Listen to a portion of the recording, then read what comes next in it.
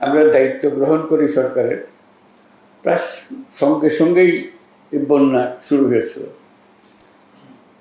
ঠিক বুঝতে পারছিলাম না এই জায়গাতে কি বন্যা হবে, কারণ এটা স্বাভাবিক বন্যা ছিল না। অন্যান্য বছরে যেসব জায়গায় বন্যা হয়, এটা সম্পূর্ণ ভিন্ন জায়গার বন্যা।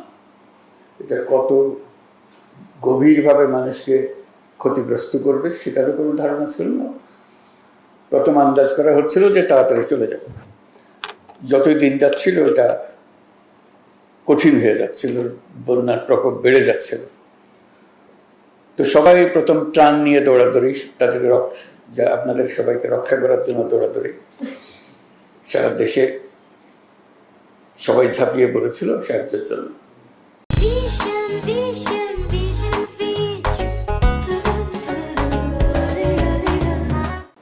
এটা যে কত বড় বন্যা ছিল এটা বুঝতে পেরেছি বন্যা চলে যাওয়ার অনেক পরে। যে লোকমুখে যখন শুনতে আরম্ভ করলাম ব্যক্তিগতভাবে কিভাবে ক্ষতিগ্রস্ত হয়েছে, আপনারা যারা উপস্থিত আছেন পর্দার অন্যদিকে, যাদেরকে আমরা দেখছি এখানে পর্দাতে, তারা ভুক্তভোগী সবাই। অবস্থাপন্ন যারা এলাকায় ছিলেন তারাও ভুক্তভোগী, তাদেরও কোনো ছাড় দেয় নাই বন্যা। কিন্তু যারা বাড়িঘর হারিয়েছে তাদের কোনো জায়গা ছিল না কোথায় যায়। তো নানাভাবে প্রস্তাব আসছিল যে বাড়ির জন্য টাকা দিতে হবে। তো টাকা দেওয়ার ব্যাপারে আমি একটু শক্ত অবস্থান নিচ্ছিলাম। আমি বললাম যে এটা টাকা দিতে গেলে এই টাকার ভাগ বাটোয়ারা অনেক রকম হয়ে যাবে, আসলে যাদের প্রাপ্য তাদের হাতে সেই টাকা পৌঁছবে কেন।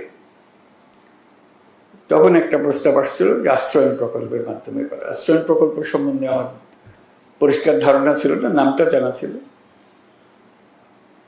তো ভাবলাম যে দেখি এটা কি করা যায়। পরে জানলাম যে এটা সেনাবাহিনী করবে, তাহলে একটু স্বস্তি পেলাম যে না, এটা অন্তত টাকাটা সঠিকভাবে ব্যবহার হবে। আজকে এটার সমাপ্তি উপলক্ষে যে চাবি বিতরণ, আপনাদের হাতে চাবি তুলে যাওয়া, এটা ভালো লাগছে যে টাকাটা সঠিক ব্যবহার হয়েছে এবং ঘরটাও সঠিকভাবে নির্মাণ হয়েছে। অনেক সময় টাকা ব্যবহার হলেও গুণগত মান ঠিক হয় না। আজকে গুণগত মানের ব্যাপারেও আশ্বস্ত হলাম এবং টাকাটা যে ব্যবহার হয়েছে, আমরা যে টাকা দিয়েছিলাম তার অর্ধেক টাকাতে কাজটা করেছে। ওটা উল্টো খবর। সাধারণত যে টাকা দেওয়া হয় তার থেকে 3 গুণ আবার চাওয়া হয়। এটা যা দেওয়া হয়েছিল তার অর্ধেক ব্যবহার হয়েছে। এই অর্ধেক টাকাতেই 300 ঘর তৈরি হয়েছে। এটাও একটা আনন্দের খবর। আমরা সেনাবাহিনীর যারা এই কাজে নিয়োজিত ছিলেন, এটা স্বাভাবিক পরিস্থিতিতে গৃহ নির্মাণ ছিল না, অস্বাভাবিক পরিস্থিতিতে গৃহ নির্মাণ ছিল। এটা বিশেষ আলোচনার বিষয় যে এর মধ্যেও গুণগত মান ঠিক রাখা, জিনিসপত্র হাজির করা। ঘর নির্মাণ করতে হলে তো অনেক জিনিসের সমাবেশ করতে হয়। এটাও কঠিন ছিল। রাস্তাঘাট বন্ধ ছিল, চলতে পারছে না, ব্রিজ ভেঙে গেছে, রাস্তাঘাট ভেঙে গেছে, এর মধ্যে এই কাজটা করতে হয়েছে। আজকে যে ছবিগুলো দেখলাম তাতেও ভালো লাগলো, যেটা সুন্দর বাড়ি হয়েছে। তা আমরা সবার পক্ষ থেকে সেনাবাহিনীকে অশেষ ধন্যবাদ জানাচ্ছি।